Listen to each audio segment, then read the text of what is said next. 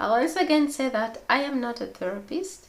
I am just sharing this based on my experiences that I went through as I walked to find my journey of healing. Now I will share on how you can support your friend who is grieving or someone who is grieving. I'll share them in no particular order, and I would also like to say that there is no right or wrong, how can I say, there is no chronological way of helping someone get over grief, or there's no best way that you can use to overcome grief or heal. I don't. But these are just suggestions that you could use that can help someone. In my journey, I've seen that, and I've seen the great power of talking about the memories of a loved one. At first, I had buried down everything to do with my dad, just trying to ignore the thought that, okay, he never existed. He's just cutting out anything to do with him, just trying to not think that he's there, and yet his death has had everything to do with the troubles that I was going through. So talking about the memories or remembering, sharing them is a good way to get through grief. So if you're supporting someone, you can encourage them to talk about the memory of their loved one. It could be tricky sometimes, but I think for me, the memories, trying to walk through the memories of your loved one is a beautiful thing.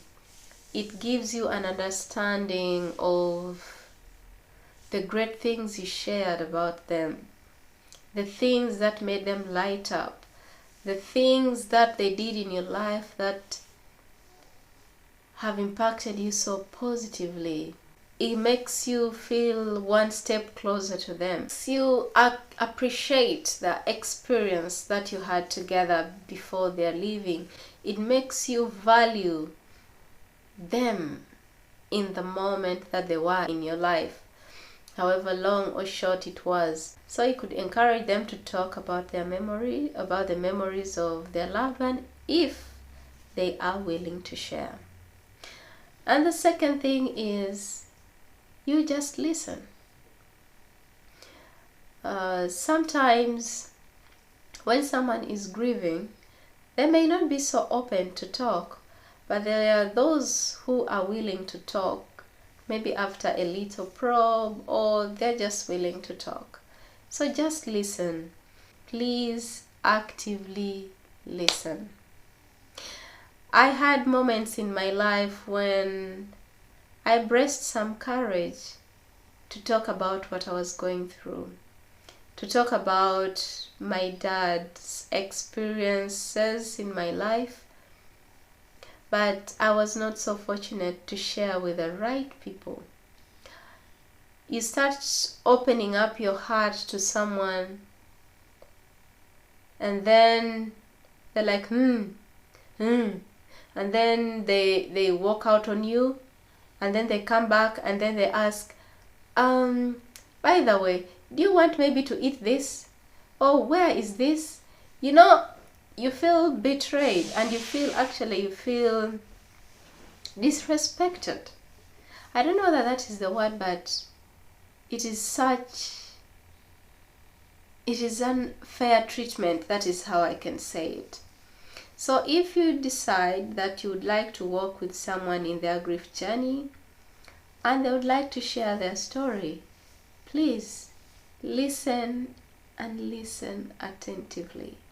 If you're not willing to listen, then please don't get close enough to make them feel that you are someone worth sharing with, because not everyone can be shared with. It is because I've seen something special in you, and that is why they're sharing with you. So just be there to listen and be present. Sometimes give a hug, rub on the shoulders, just giving assurance, hold their hands, giving them assurance that it's okay. It's okay. You don't have to do much. If you're not much of a big listener, I suggest maybe you can send messages. You can send messages. You can send on the various social media platforms, but I think that doesn't give a personal touch. But if you're far away, it still works. You can send a message on WhatsApp, on the phone, or you can send a card. Yeah, just something to tell them, I am thinking about you and you're not alone.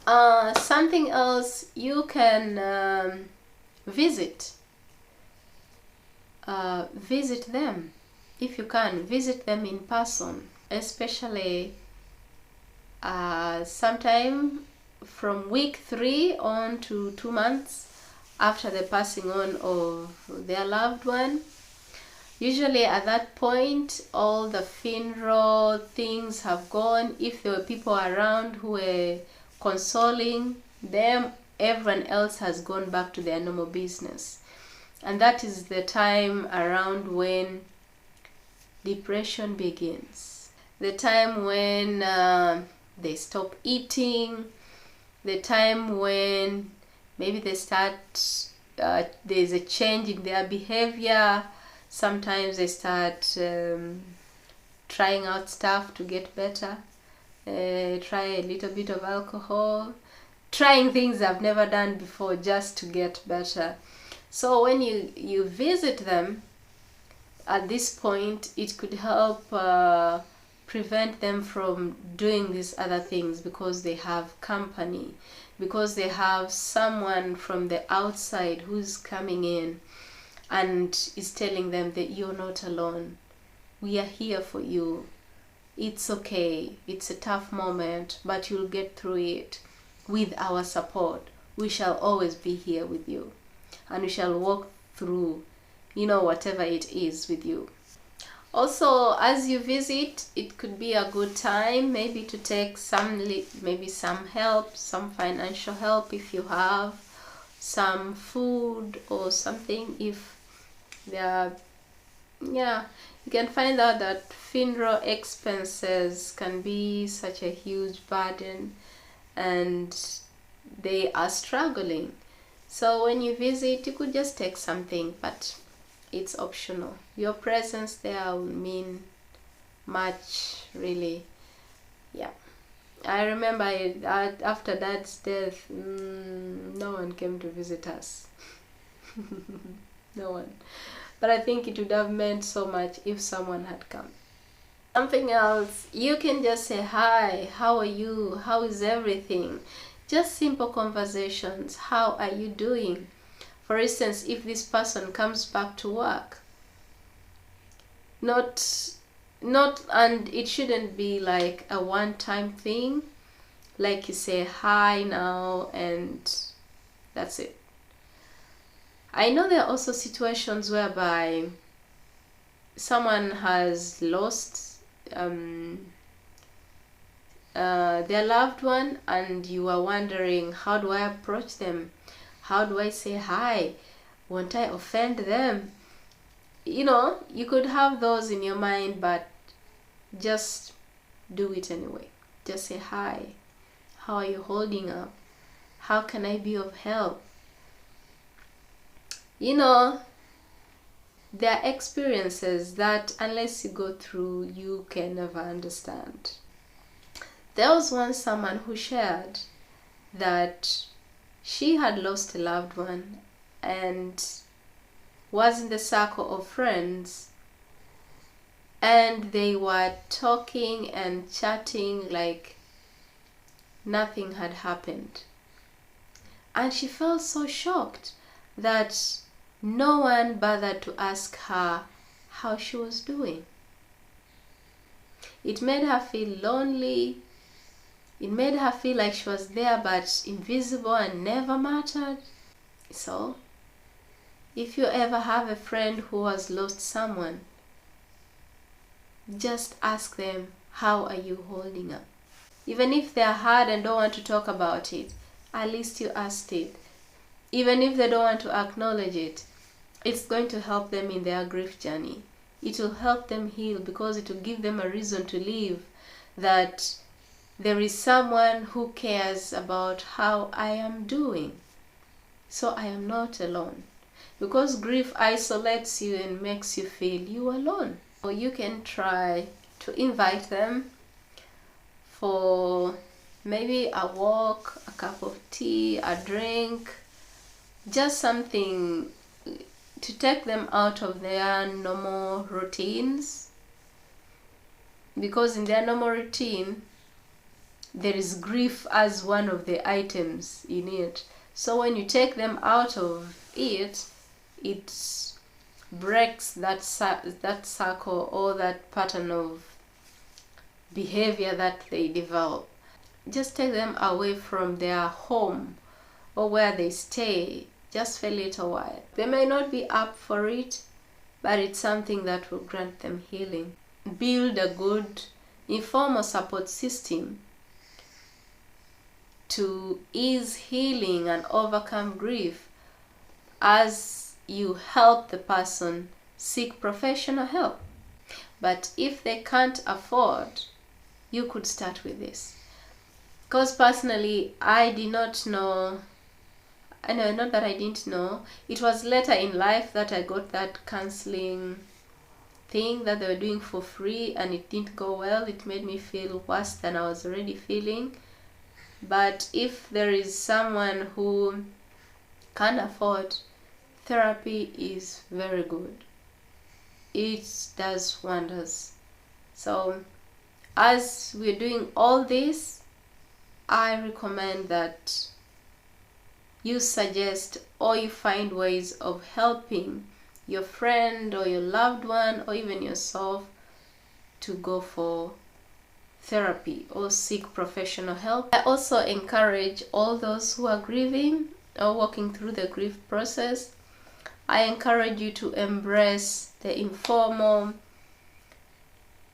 support systems that you may have. They are very good for healing.